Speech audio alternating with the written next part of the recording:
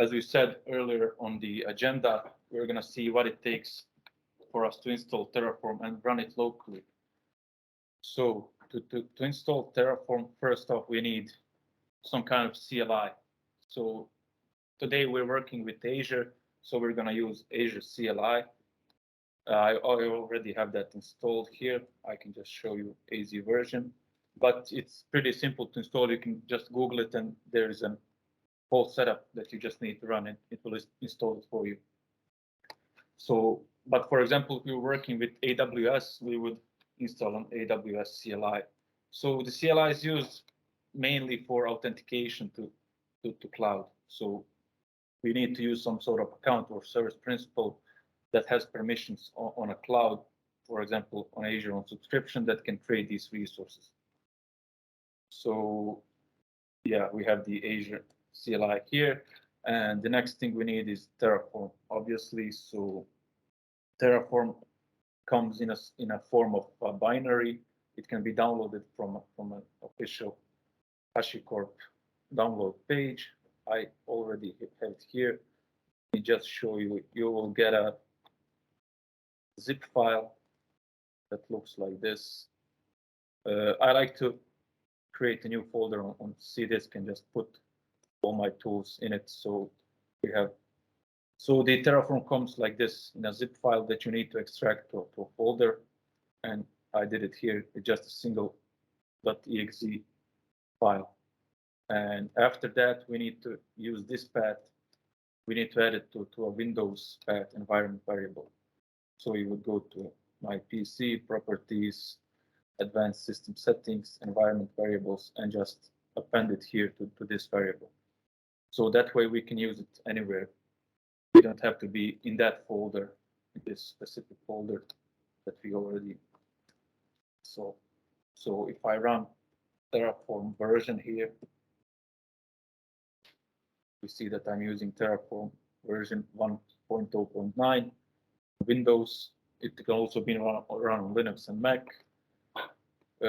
We see that my version is out of date, but it's fine for now. And one more thing we need for Terraform is some sort of text editor or code editor. And I like to use Visual Studio Code. So the Visual Studio Code has these great extensions that can help us. It provides us with linting, syntax checking, IntelliSense, and autocomplete for Terraform. So if we search for Terraform, we can see a couple of them. I'm currently using this one, HashiCorp Terraform, but they all should be good. You see, this one is only for Azure, so you can choose whichever fits you best. Okay, so I have here, I prepared an example configuration for us that we will go through in detail, see what the syntax looks like, and see what each section does, and then we'll run it locally to see how it creates our infrastructure. So I have a folder here that contains this basic folder, which we're going to see first. And in it, I have a main.tf file. So Terraform uses these .tf extensions that to indicate that it's a Terraform file. And this one is called main.tf. So that's sort of a naming convention that says this is a main file of our configuration. And we see this little icon next to it, the Terraform logo, because of the extension that we installed. And we see that some of these parts are highlighted in blue and in other colors.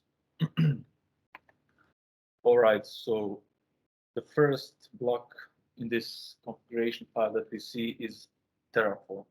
So the Terraform block will say, with this block, we can say how we want our Terraform to behave. So we can configure our Terraform in the Terraform block.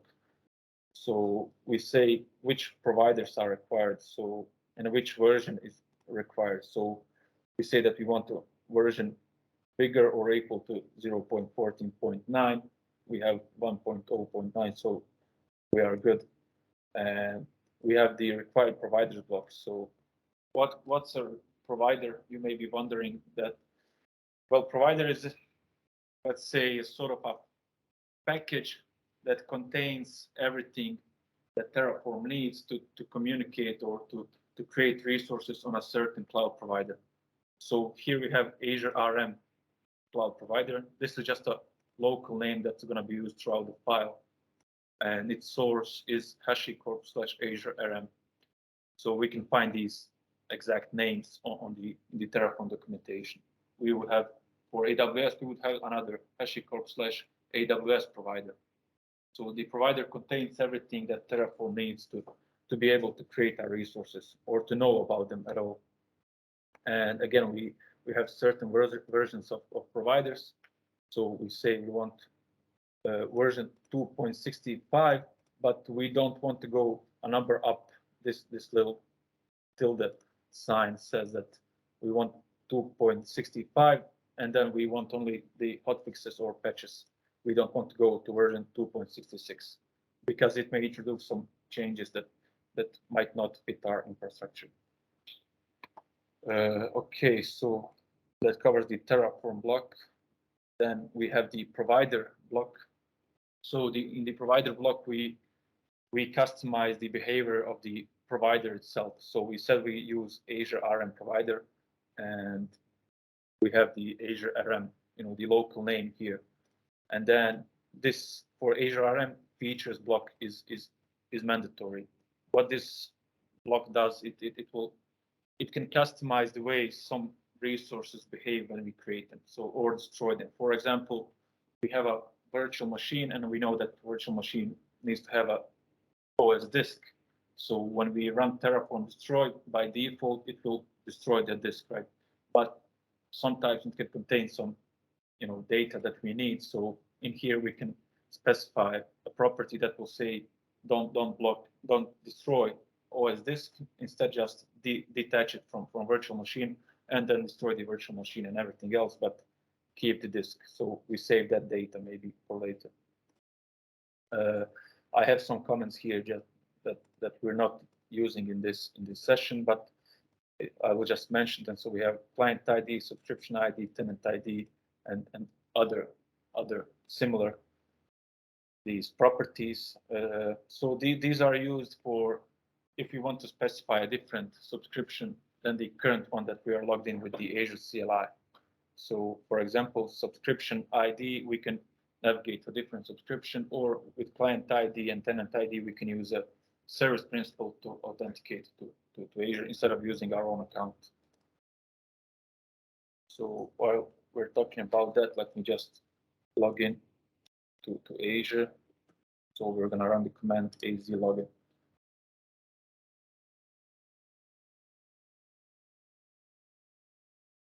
So I'm going to log in with my account here. So it's logged in. We can close this, and it will just find all my subscriptions that I have access to.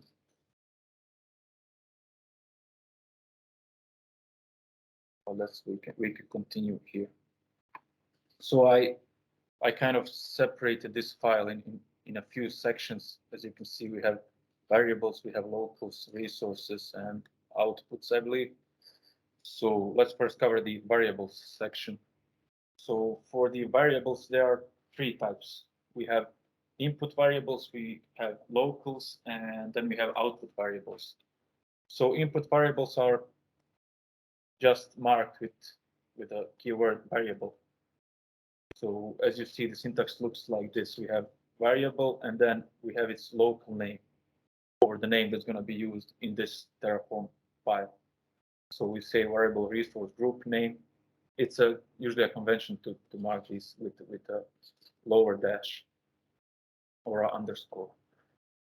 And then we have these parentheses where we put the properties of that variable. So a variable can take a few properties.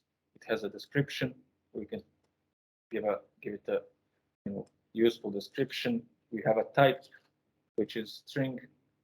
There are multiple types of these input variables there. We can have objects, we can have numbers, we can have lists of objects. So basically any type of variable that we have in a programming language, we can use here. And then we have this default property which will specify a default value for this variable. So as we see here, it's a string, and we say Terraform-demo.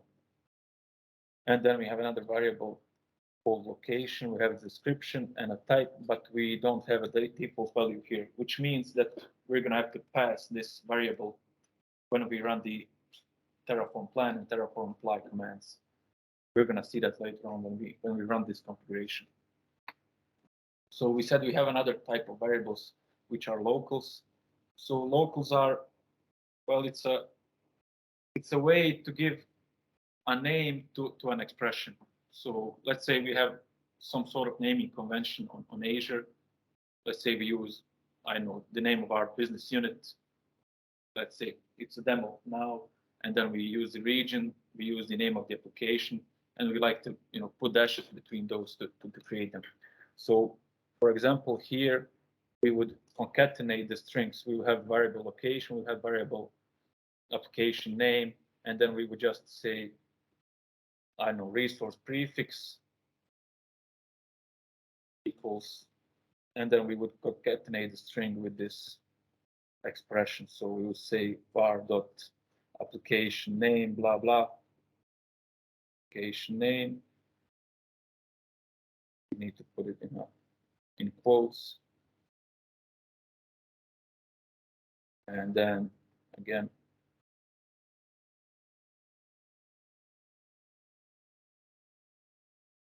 and then I know we will have a dash in between, and then var dot location. Okay, so and we would create a naming convention. So we wouldn't need to use this expression in every resource down there when we need to create it. Instead, we would just reference this local variable. So that's what I mean when I say to give a name to an expression. We're going to remove this for now. We don't need it. And another type we have are outputs, which are usually put down below on the end of the configuration, and we use outputs to output some values that we would maybe use in a different configuration or later on in our, I don't know, some kind of script or a pipeline or wherever we're running the Terraform. So for example, I here put two output variables, app service name, which will output the name of the app service after creation. So we don't know what it's going to be because I'm going to explain in a second. We're using this random integer, and we're using the app service ID. For example, we need the app service ID to, I don't know, to run some script on our app service to do some configuration. All right, so we covered the variables, and now we're getting to probably the most major or the main important part of the configuration, which are resources. So resources, they are resources that we're going to create on our cloud provider. So these resources are contained in the provider that we specified earlier in our Terraform configuration on top. So all of these resources that we see here are contained in this provider, and that's how Terraform knows which resources they are on that certain cloud that it can create. So first resource we see is a random integer, and this one is actually not in a provider. This one is a specific built-in resource in Terraform itself. So syntax goes like this. We have a resource keyword, and then we have the type of resource. And this name here is a name how that resource is called in a provider or in a Terraform. For example, here we have random integer, and then this is a local name. RI is a local name for this resource, and we're going to use it later on in the rest of the configuration. And it has two properties, min and max. So it's going to create a random integer between these two values. Next resource we have is a resource group. We need a resource group to hold our resources on Azure. So again, resource, name of the resource in a provider. So this one comes from Azure RM provider, as we see here. So this is how we need to specify the name. We can find all these resource types in a documentation on the HashiCorp website. And then again, local name, and then its properties. So we need a name for our resource group. And you see here that I'm not hard coding the name, but instead I'm using the variable. So we reference these variables in a way that we say var and then dot resource group name, which is the name of our variable. And then location, I hard coded east to west here, just so we can see that we can do it that way too. Next up, we need an app service plan. So for this configuration, we're going to be just creating a simple app service that's going to host our application sometime in the future. So we have an app service plan, again, resource, naming the provider, and then the local name, which is going to be used in a configuration. And then the app service plan has different properties. Again, we have a name. So we have some sort of naming convention, web app -asp dash, and then we use this random integer we use this to just to make it globally unique, because Azure App Service needs to have a unique name globally before it can be created. So we cannot create two with the same name. So, and you may notice here that we actually reference the other resource. So we say random integer, which is the name of the resource provider, and then RI, because we could maybe have many of these, and we would need to give them a different local name. So for this instance, we're referencing random integer.ri, and then we're taking its property result, which is going to be actually a result of this resource or integer that it produces. So it's going to be a unique name globally. And then we have property location. So we see here how we referenced locals. We saw that variables are referenced by using var dot resource group name or the other name, and locals are referenced by local dot and then name of the local. So again, it's East US, so these two are going to have the same location. And we also have resource group name, because app service plan needs to be placed in a resource group. So we say resource group name equals, and then again, we reference different resource, this time not a random integer, but the resource group that we created earlier. So we don't need to know the name of the resource group. Instead, we can just reference it and let the Terraform figure it out for itself. So we say Azure RM resource group dot local name, which is RG dot name, which is a property of this resource. So it will give us a name of the resource group. And Terraform is really smart here when it comes to dependencies. So we say that we know that we need first to create a resource group to be able to place a resource in it. So if we reference resources this way, the Terraform is going to know that it needs to create resource group first and then the app service plan. So it will not break because we didn't put some kind of reference and it tried to create app service plan first and not the resource group. So it's going to know that this resource depends on these two because we reference them. Okay, and also there is a way to explicitly reference resource. So we say just depends on, and then we say, for example, if we had a storage account or something for some reason that this one depends on it, we will just say again, name of the resource in provider dot its local name. That would be it.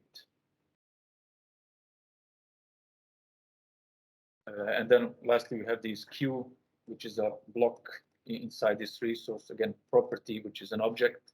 And then we have a tier. I'm using just a free tier here and its size. Next up, we have app service.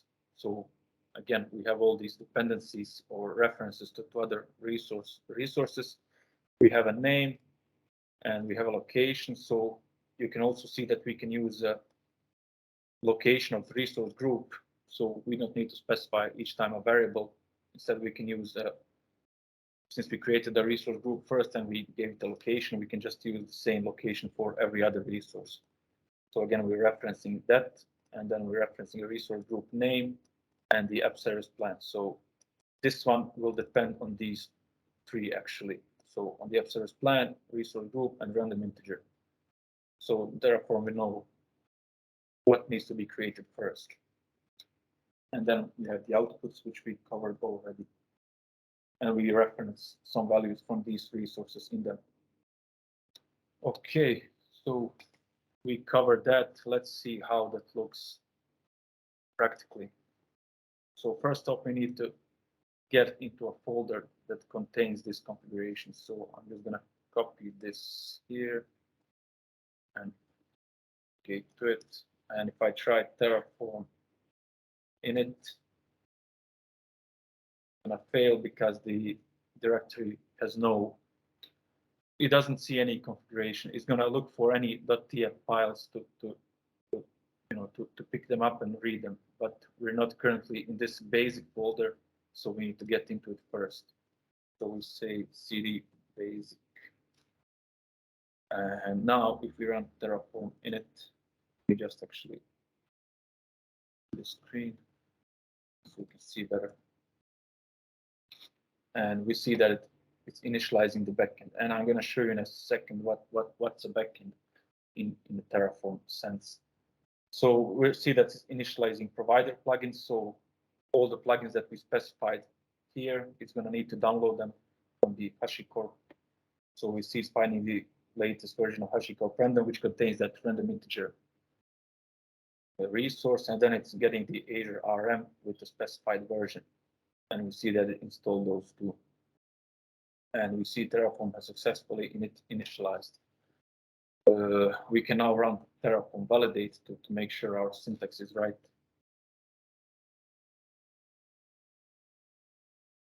Yeah, the configuration is valid. And next up, we can do a Terraform plan. So we're going through that Terraform lifecycle that we explained earlier. And if I just run Terraform plan like this, you see it now asks for a location for that variable that we had earlier. So here it is. So we have two variables, input variables. This one is resource group name, and it has a default value, so it doesn't ask for it. And then we have a location which doesn't have a default value, so we need to enter it. So let's say East US. And there is a way to specify these in a command itself, so we don't have to interactively enter them, which we're going to see later when we do it in a pipeline.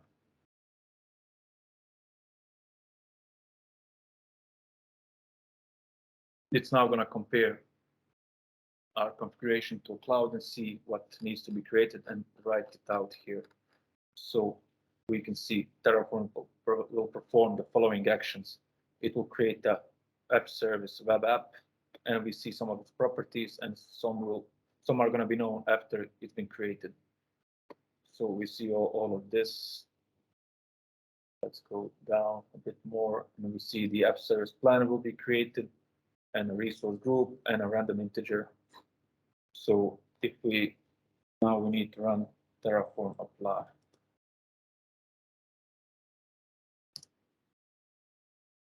Again, it asks for a value for our variable, so we say East US.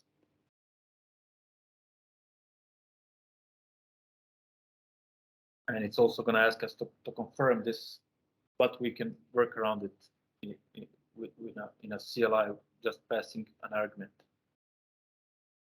So again, it's going to show what will be created. And if we say yes, it will start creating these resources on a Azure cloud. And we see it's creating a random integer, and we got value 64713. And it's going to go further, based on the dependencies, and create one by one. So first resource group, and then app service plan. It's going to go one by one. So while it's doing that, you may have noticed that it created a few of these files here, additionally in a folder. And this is a Terraform TF state file, which is what Terraform uses for its backend. So when we say Terraform backend, it means that Terraform keeps a state of its resources, so it knows what resources it manages, what resources it creates, what will need to be changed, and if we want to destroy them, what needs to be destroyed. So it doesn't destroy the resources that we don't want to. So we're going to see in a moment here, after this completes, what this tf state file looks like. So currently this is a local tf state file because we didn't specify a different backend. So it just creates a file locally on my machine, and it's going to use that. Okay, so it created all these resources. We see that apply is complete, 4 resources added, 0 change, 0 destroyed, and we see the outputs here now. So we have the subscription app service ID. We need to use for something else, and the app service name. And the Terraform TF state file looks like this. It usually isn't changed manually. It's just somewhere in a safe location where the Terraform manages it by itself. So we see it holds all the resources that it created. App service, then down there we have all the IP addresses of it and all other properties. And we have the app service plan. We should have a resource group and everything else. So Terraform uses this file to know what it manages and how it needs to proceed when we change the configuration. Okay, and we can also check to see if these resources are actually created.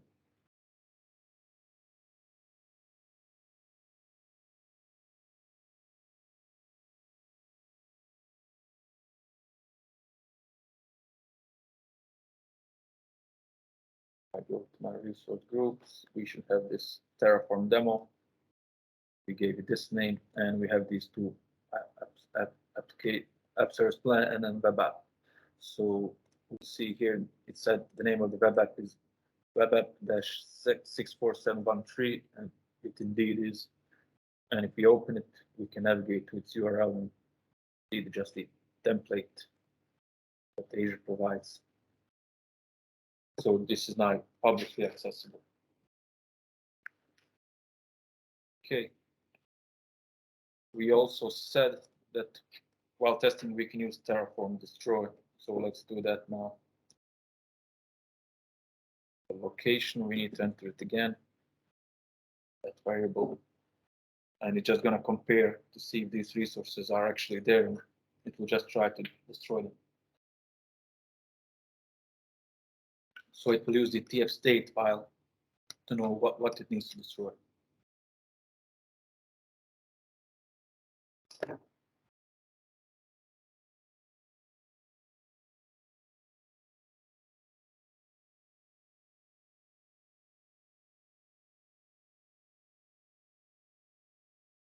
And we need to confirm. So let's just say yes. We can see everything that it will destroy.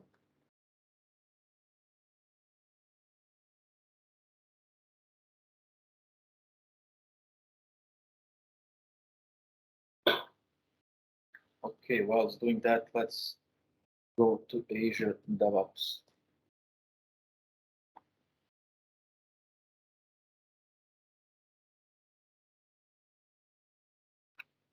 So I have a project here, Terraform demo, and I already pushed this code to this repository. So we have the same file here. And then I create additionally 2 pipelines that we're going to go through, and I'm going to show you how we can incorporate Terraform in a CI/CD environment or setup. So if we go here to edit, so this is a YAML multi-stage pipeline, although it only has 1 stage currently, but we would usually put this in a multi-stage pipeline where we have an application build, test, and then for the deployment stage we have infrastructure creation and then application deployment. So let's just check. It's still destroying this, so we can continue here. So I'm just simple pipeline, no triggers, and I'm going to show you what this variable group is for in a moment. We use Ubuntu for this, and the first task we have is Terraform Installer. Since we're using a Microsoft hosted agent, we need to install Terraform, and we're going to install the latest version. And so basically this pipeline will look the same as what we did locally, we have all those commands: Terraform init, validate, plan, apply. We don't have destroy. We have a separate pipeline for that if we need it. But one exception is that we cannot use a local backend. So since we're getting a new virtual machine every time for our agent, we will just lose that backend for the TF state file because the agent machine gets destroyed every time. So we need some sort of remote backend, as they call it, in a Terraform sense. And Terraform provides all these different backends. So I'm going to show you that in a moment here. Okay, so this is destroyed. So for a backend, we need to specify another block here. We just say backend in the Terraform block and say, you see all these different backends. We have Azure RM console plus, I don't know, AWS and S3 for AWS and all the other options. So since we're using Azure, we can use Azure RM, and this one will use an Azure storage account to manage Terraform backend. So I'm just going to save this. We don't need to specify any additional properties. Our task in a pipeline is going to do that for us. So it's going to pass these values that are needed through a CLI. And let me just push this real quick.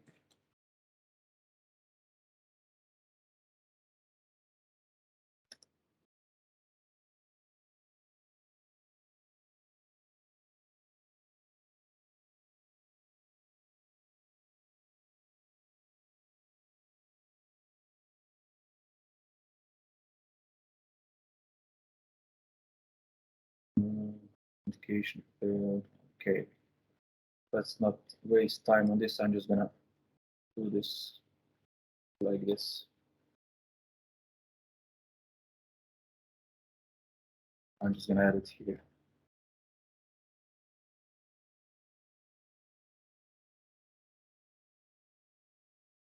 It's fine. Okay. So we were on a pipeline. So the first task we have is Terraform init, and you may see these variables here, which are actually coming from this variable group, which is located here in a library where I created it. And what this is, it's actually a resource group and a storage account on Azure. Just show you. So we have a remote backend, and this enables collaboration between multiple developers. Since we cannot have a local TF state file, we need to have it somewhere where it's accessible to everyone, so they can work, simultaneously. So I have this resource group, Terraform backend, and while we're here, we don't see that Terraform demo resource group because it's destroyed. So Terraform backend, and I have this storage account, TF demo backend 332211. And in it, I have a container, which is TF state. So, and we see that this library contains these values. So it contains a resource group name, which is Terraform backend. It contains a storage account name, TF demo backend, and the container name, which is TF state, as we see here. And additionally, this TF backend key variable. This is just the name of the file that will be created for TF state. It doesn't even matter. It doesn't need to have a TF state extension. It can be anything, but it's a a best practice to name it like this. Okay, so back to the pipeline. Just open settings here. So this is a task that we can download for Azure DevOps from our Visual Studio Marketplace, Terraform task v2, and we use the provider Azure RM. We say the first command is init, and we need to go into a directory that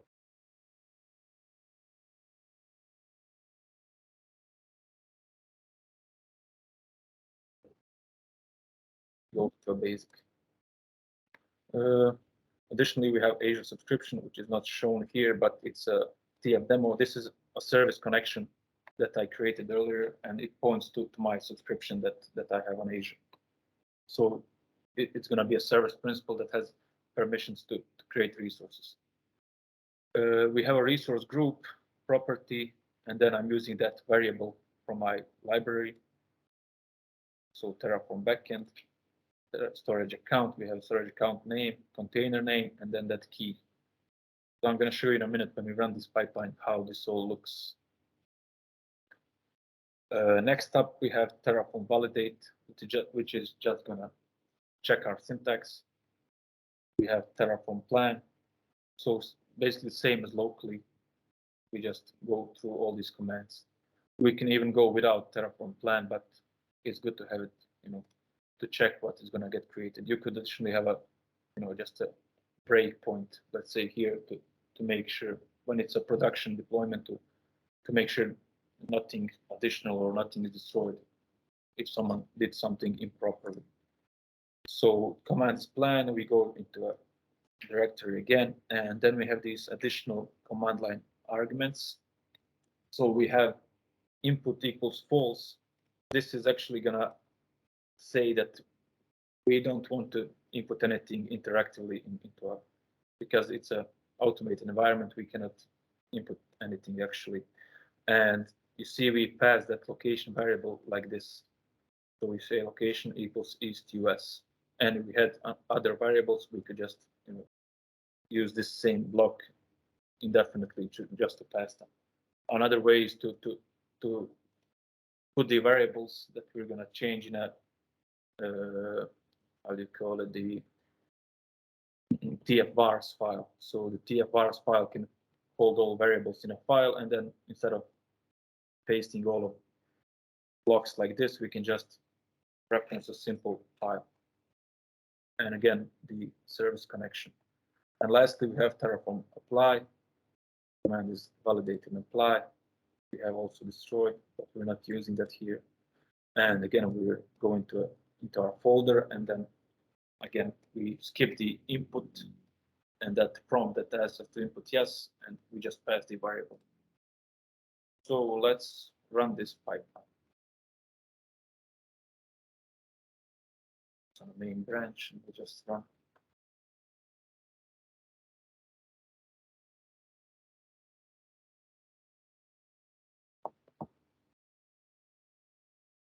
So again, this would usually be some sort of a CI/CD pipeline where we have the build stage, the testing stage, and then in the deployment stage we will have this infrastructure creation and the application deployment after it.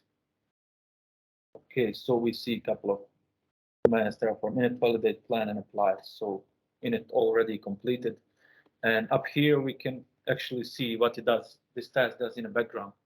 So it's a Terraform init as we had locally, and we see now that it passed some additional configuration. So backend config, this is actually gonna pass variables to this block here.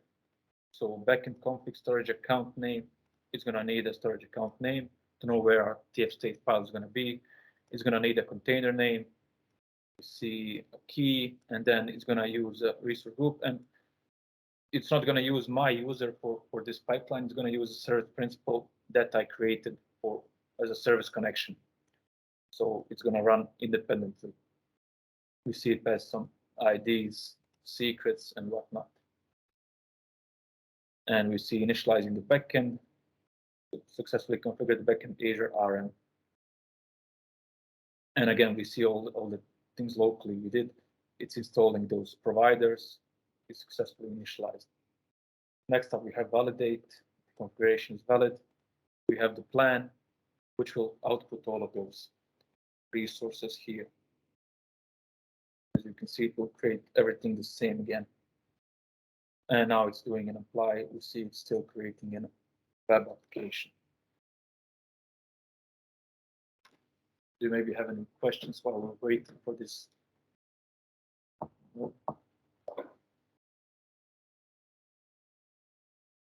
For backend, there's a problem when you're using virtual machines that get initialized each time you run a pipeline. Is there any difference between using hosted agents and maybe self-hosted agents that we have on the front?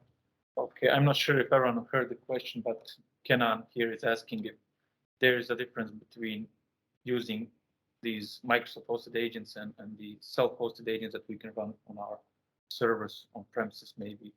So usually in a setup like this, in a collaborative environment, sort of like the DevOps, and when we have a whole project, we would use a remote backend. So we wouldn't use a local backend, even though we have our self-hosted agents and we know we won't lose that TF state file. But we still use the remote backend, which has auto locking. So while it's running a pipeline, this TF state file is going to be locked, so it cannot be edited by by anyone else, so it doesn't corrupt it or whatever. And while locally, that you cannot really lock it, and it would maybe get corrupted if two pipelines running at the same time. So you would always use a remote backend, and there is no really an advantage or disadvantage except for the speed of the agents or the availability when using them with Terraform. So it's basically the same as for any other task. So we always prefer self-hosted agents.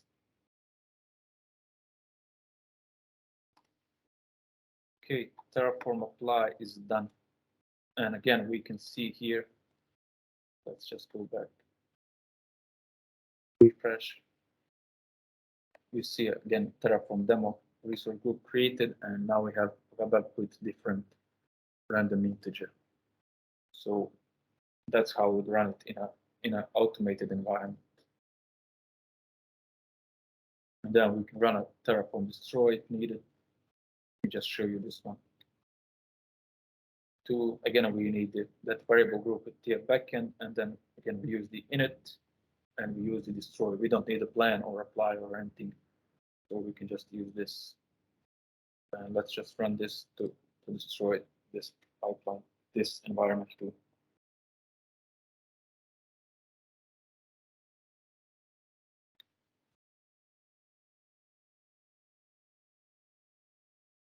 So now it's going to look at that TF state file that we have up in a cloud or in the Azure. So it's going to look at this TF state file. See it get created, and it should have all those different resources again. So it's going to see here what it needs to destroy.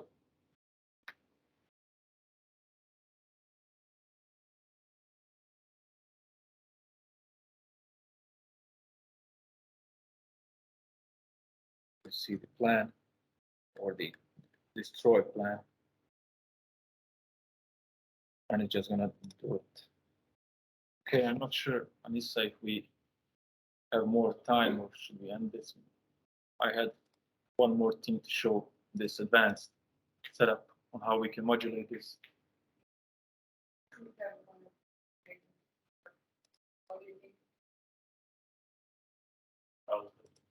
For me, it's fine. Okay, sure. Let's go through this real quick. So while this is doing, we don't need to watch it. So I'm going to go back to Visual Studio Code, and I'm going to show you how we can separate complex configurations into modules, so we can easily manage them more easily and just work with them easier. So again, you may notice that we have a main TF file, but now instead of just a main TF file, we have outputs TF and variables TF. So if you look at the main TF, we see that we just pushed these variables and outputs from this file into their separate files. So again, we have the same Terraform block, we have the provider, but we don't have the variables here. So we can just put them in a different file. And these files can be named whatever they want, as long as they follow this syntax. So as long as they are variable and then a variable, they can be called whatever. And again, we have outputs. Same goes for outputs. In the main TF file, we see local stay in a TF file because they're going to be used locally for the resources here. So everything is same basically here, except for this part. We have this keyword module and then a local name for it. So the local name for this module is storage account. It doesn't necessarily have to be the same as this folder here that we have. So it can be whatever, but the source has to reference this path to this folder, which contains the other TF files. So, and I'm gonna open this main TF file in a storage account folder. So this is a separate module for a storage account, and we can reuse this in our main TF file as many times as we want to create multiple storage accounts. So again, we need a Terraform block and require providers, but we don't actually modify the provider here as we do in a main file. Instead, it will just inherit this configuration. So we don't have the provider block, and then we have the resources. And same as here, we have outputs and variables separated in different files. This one doesn't have any outputs, but it has a few variables. And we see here that we reference variables the same, even though they are not present in this file. So they are going to get loaded automatically by Terraform. And we create storage account with local name example. We give it a name, resource group name, location, tier, and replication type, and some tags. We can also include tags. And if we see here in variables, we have a name, resource group name, and location. So you may be wondering where do they get passed from? So they get passed from this main file. We go down, we see that we say a module, and then we have a name, resource group name, and location, which matches these name, resource group name, location. And we pass them to a module. So we could maybe use the variables from this root file and pass them into a module as variables. So, or we could just use variables that we have here, for example, location, maybe concatenate the name from it or whatever, and then pass them to a module. So a module is going to use values that we pass here. And we can maybe, that's how we would like modulize or modulate our file, our Terraform configuration. So if it gets really complex, this file will be huge. So you see now it's pretty simple, but if we had like hundreds of resources, it would be a pain to just have them all in a single file. So that's why we can separate in a separate module. So we have storage account, we can have a web app folder that will be a separate module, or virtual machine, or whatever we have. And we can also run this locally to see. I'm just gonna go into this advanced folder. Here, this is considered a separate configuration. So if I write Terraform init, it's gonna create again the providers. Okay, close this one for now. So plan. It's the same configuration. We need to pass a variable.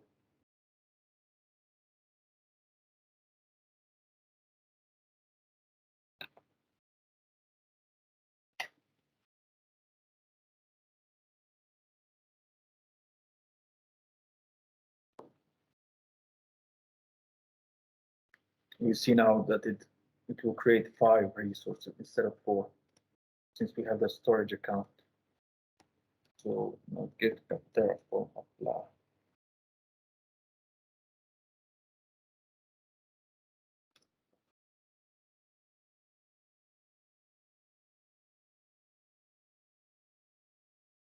And you will see now that the storage account doesn't depend on any of these other resources.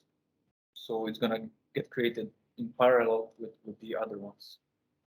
Let's just confirm this.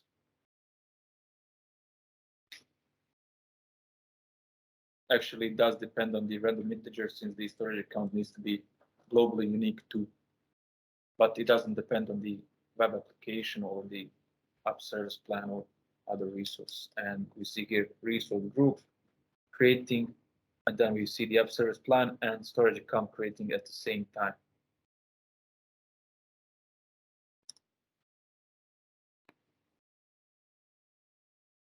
And now storage account still creating, but the app service plan completed and the app service is being created. So we can wait for this to complete. We see storage account creation complete. And we can also check here in real time to see if they're actually created. They're still not showing here since they are still being created.